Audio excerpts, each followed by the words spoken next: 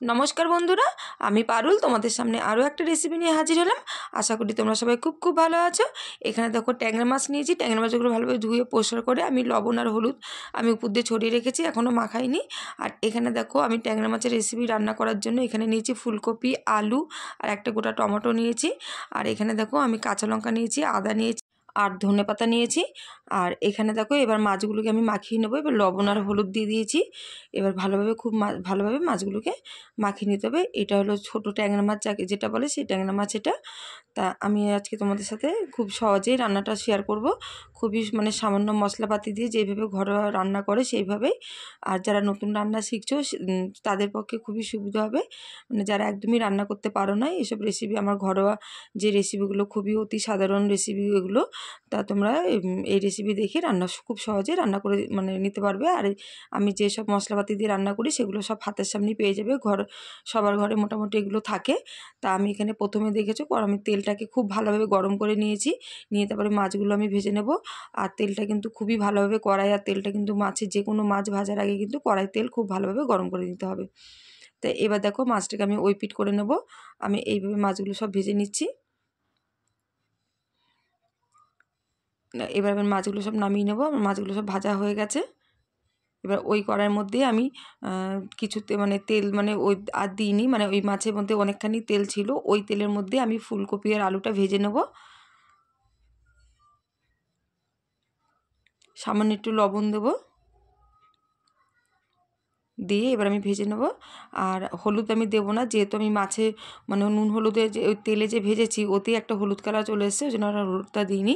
আর এখানে দেখো আমি টমেটো আর আদা আর এখানে দেখো কাঁচা লঙ্কা যেটা নিয়েছিলাম মশলা করার জন্য, আর এখানে বেশ কিছুটা ধনেপাতা দেবো।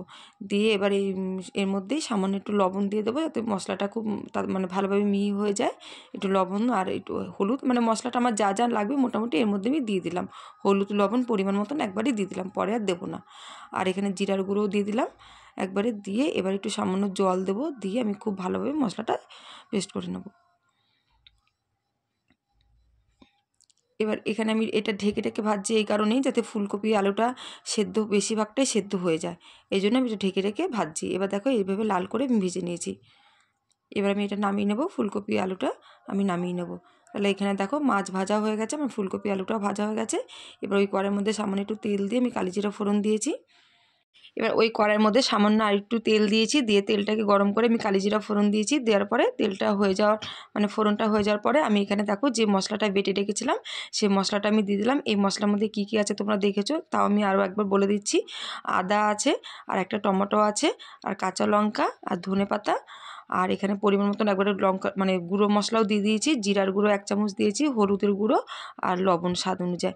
একবারে আমি মশলাটা তৈরি করে নিয়েছি, এর মধ্যে আমি আর কোনো কিছু দেবো না। এবার মশলাটাকে খুব ভালোভাবে কষিয়ে নিতে হবে, মানে যত পর্যন্ত মশলার গায়ের থেকে একটা তেল না ছেড়ে দেয় তত পর্যন্ত খুব ভালোভাবে মশলাটাকে কষিয়ে নিতে হবে। দেখো তোমরা দেখে বুঝতেই পারছো যে মশলাটা অনেকটাই কষানো হয়ে গেছে, আরও একটু কষানো হবে মশলাটা। যে কোনো রেসিপি একটু মশলাটা যদি ভালো মতন কষানো হয় তাহলে যে কোনো রান্নাই খুব ভালো হয়। তা এইভাবে দেখো আমি মশলাটাকে খুব ভালোভাবে কষিয়ে নিচ্ছি। আমিও কিন্তু খুব একটা পাকা রাঁধুনি না, আমিও কিন্তু মানে সাধারণই আমি মানে ঘরোয়া মানে রান্না করি, যেরকমভাবে পারি সেইভাবেই রান্না তোমাদের সাথে শেয়ার করি। তবে যারা একদমই পারো না তাদের একটু হলেও উপকারে লাগবে এই রেসিপিগুলো। তা দেখো তার মধ্যে আমি ফুলকপি আর আলু যে ভেজে রেখেছিলাম সেটা দিয়ে মশলাটা দিয়ে আর একটুখানি কষিয়ে নেব। এবার এইভাবে মানে কষিয়ে নেওয়ার পরে আমি এখানে জল দিয়ে দেবো। জলটা তোমরা বুঝে দেবে, যে যেমন ঝোল রাখবে সে সেই বুঝে জলটা দেবে।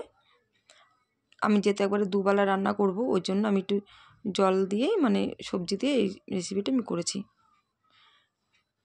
আর এইসব কাটা কোটা মাছ তো আমার ছেলে মেয়ে তো খেতেই চায় না, এগুলো খেলে আমাদের দুজনেরই খেতে হবে। তা আমাদের ঘরে যে কোনো কাটাওয়ালা মাছ আসলে ওই ছেলে মেয়ে কিছুতেই খেতে চায় না, ও যদি বেছে টেছে দিই তাহলেই হয়তো খাবে, নাহলে ওরা প্রচণ্ড কাটা মানে মাছকে খুব ভয় পায়।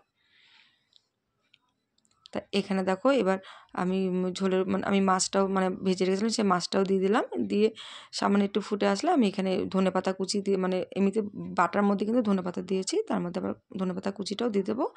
আর 3-4টা মানে কাঁচা লঙ্কা উপর দিয়ে দিলাম, দিয়ে এবার ঢাকা দিয়ে দেবো।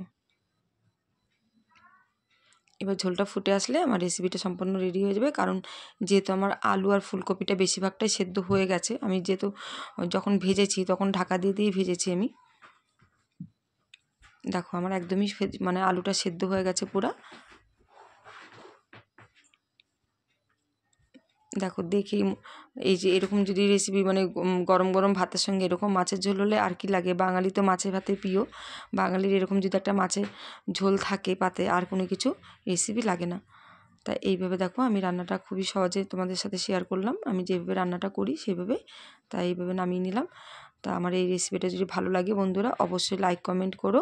আর এখনও যারা শেষ পর্যন্ত আমার ভিডিওটা মানে এই পর্যন্ত যারা ভিডিওটা এখনও দেখছো ফেসবুক বা ইউটিউব থেকে, সেই সকল বন্ধুদের অসংখ্য অসংখ্য ধন্যবাদ আর অনেক অনেক ভালোবাসা।